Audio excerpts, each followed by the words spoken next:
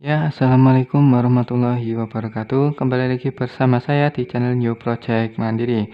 Oke, jadi ketemuan kali ini saya akan membahas cara pemasangan atau instalasian pembuatan mixer ini. Jadi tidak saya buatkan tutorialnya karena videonya kemarin sempat kehapus. Ya karena memori juga penuh. Jadi ini saya bahas pemasangan instalasi dan perkabelan. Jadi penampakan belakang seperti ini. Untuk trafonya ini sengaja saya pasang di boxnya langsung seperti ini untuk pertujuan lebih lebih ringkas saja. Dan perkabelannya seperti ini ya. Oke, kita mulai sekarang dari bagian input musik. Ini bagian input musik dan input mic. Di bagian atas ini adalah input musik dan input mic. Yang atas ini input mic, yang bawah input musik. Jangan sampai kebalik. Jadi untuk yang musik ini saya pakai kabel warna hijau. Yang biru ini adalah ground. Yang input mic-nya ini kabel merah adalah plusnya dan yang biru adalah ground-nya. Untuk yang input mic ini kabel merahnya saya salurkan ke bagian high dan input musiknya saya sambungkan ke low. Bagian ini semua disamakan. Untuk power supply kita pakai dari trafo ini ya. Itu nanti kita bahas dari sini dulu. Dari input ini ya ke kit mixer. Setelah dari kit mixer kemudian saya keluarkan ke kabel ini, kabel yang belakang ini ya dulur, ini dijumper ya semua. Dari tulisan ini kan ini ada tulisannya out air, ground dan out L, ini dijumper atau dijumper pakai kawat. Ini saya lapisi pakai heatsink atau selang bakar. Kemudian saya pakai kabel skerm. Kenapa kok pakai kabel skerm, nggak pakai kabel merah hijau seperti ini? Nah, ini yang perlu digaris bawahi. Untuk pemasangan kabel, apabila kabel itu jalurnya panjang ya dulur, jalurnya panjang dari kit ini harus pakai kabel skerm. Tujuannya apa? Ini tujuan dari kabel skerm ini biar suaranya bisa bersih. Kan kalau kabel skerm itu di luarnya gini, ini ada kabel ground. Nah, dari kabel ground ini bertujuan untuk melindungi bagian input R dan L dari frekuensi liar yang ada di sekitar sini. Jadi ini kita bisa mengurangi suara noise atau dengung. Nah, seperti itu. Ini perkabelan ini sangat penting, harusnya tidak dimuter-muter lah sebutannya, saya nggak tahu. Jadi seperti itu ya. Ini kabel skermnya. Ini saya salurkan sini. Kemudian habis kabel dari kit mixer ini saya putar ke sini. Ini langsung saya sambung ke tune control ya dulur. Ini tune controlnya saya pakai stereo yang kemarin itu. Saya cari yang volume dan bassnya nggak nemu, nemunya seperti ini, bass treble, volume dan untuk bal. Dan ini untuk bagian volume saya lepas potensionya dan saya jumper seperti ini. Saya jumper di bagian ini, pokoknya yang ground nggak usah dijumper, bagian sebelahnya itu antara keluaran dan masukannya. Nah, untuk balnya ini saya copot aja, nggak usah dijumper-jumper aja, nggak apa-apa. Nah, dari sini tadi ya, kita masukkan ke input tune control. Input tune control ini di bagian belakang ini ya, ini input tone controlnya ya dulur, sini.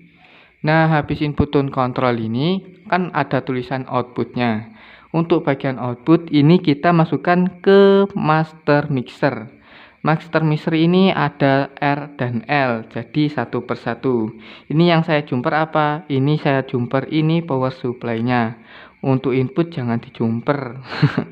Aneh kalau dijumper ya tuh. Ya. Lanjut, ini tadi ya dari tune control masuk ke master mixer. Input master mixer L dan ground. Jadi ini ya, saya liatin dulu dikit. Ini saya pakai kabel biasa karena jaraknya pendek, nggak masalah. Ini kan ada tulisannya output R dan L, ground. Untuk yang L ini saya pakai kabel biru dan saya salurkan ke master mixer sebelah sini. Untuk yang L saya pakai kabel merah saya sambungkan ke belah sini. Jadi ini yang merah adalah R dan yang biru ini adalah L. Seperti itu dulur. Nah, untuk LED VU display ini yang LED VU display ini saya jumper. Ini power supply-nya juga sama seperti biasanya. Untuk apa itu namanya? Ini saya pakai yang output preamp, bukan output power ya. Jangan power input ini. Kalau power input ini pakai power apa itu namanya? Power amplifier. Kalau input preamp ini seperti inputnya kita ambil dari langsung ke HP, terus tune control biasa itu bisa. Jadi ini saya ambil dari uter sini, saya ambilnya di sini ya dulur, di outputnya master mixer tadi. Ini saya sambungkan ke master mixer outputnya. Nah, ini untuk perkabelannya seperti biasa sudah saya tali. Ini nanti saya lepas juga, nambah itu namanya apa, reverb. Ini belum saya kasih kit reverb ya, nanti nyusul. Nah, sekarang akan saya bahas di power supply atau pensuplai tegangannya.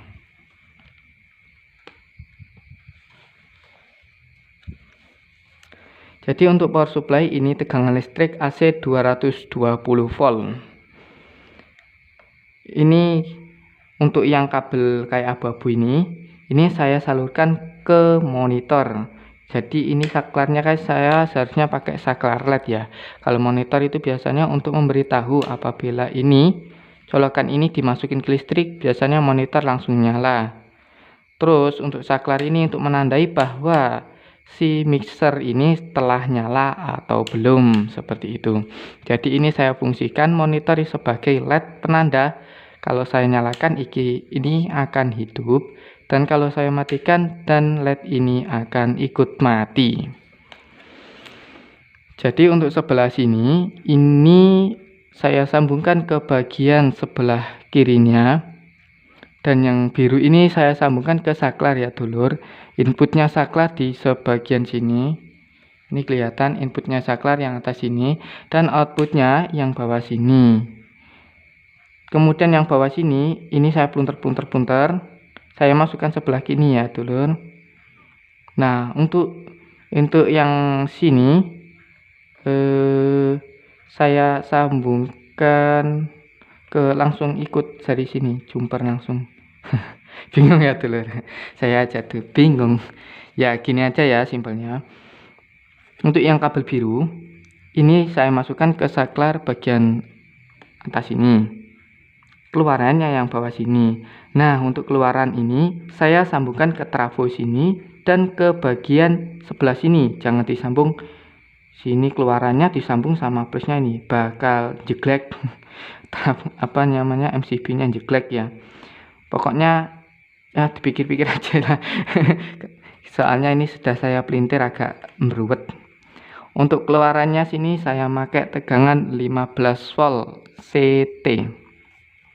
Ini power supply simetris saya beli. Ini seharusnya saya tidak sarankan. Saya sekali lagi tidak sarankan tidak memakai heatsink. Harusnya ini kalau power supply simetris harus dikasih heatsink ya dulur, untuk mengoptimalkan supaya lebih dingin aja ya, tidak panas. Dan ini saya sedikit modif dikit. Ini saya tambahkan kapasitor 104 atau 1000 nanofarad 100 volt. Ini saya jumpernya di tegangan plus, ini tegangan min. Oh ya, ini nih tegangan plus, ini tegangan min, dan ini nih ground. Ini saya bertujuan untuk membersihkan arus dulur. dari arus kan biasanya ada ya, kalau dilihat itu arus listrik kan ada gelombang kan, ada gelombang listrik kan berbentuk gelombang gitu ya. Nah itu kayak ada gresek-greseknya itu, nah itu dibersihkan pakai ini ya. Tujuannya untuk mengurangi timbulnya noise atau dengung. Dan kemudian ini saya tambahkan lagi elko 2200 farad 2200 mikrofarad 50 volt. Saya pakai 2 elko seperti ini. Nah kemudian ini LED VU display ini saya supply pakai tegangan 12 volt. Ini yang merah plus dan yang kuning groundnya. Langsung aja seperti biasa itu pemasangan power supply-nya ya dulur. Nah ini dikeluarkan ke sini, ini kan CT ya dulur. Jadi yang kabel merah saya pakai plus, yang kuning ground, yang biru adalah minnya.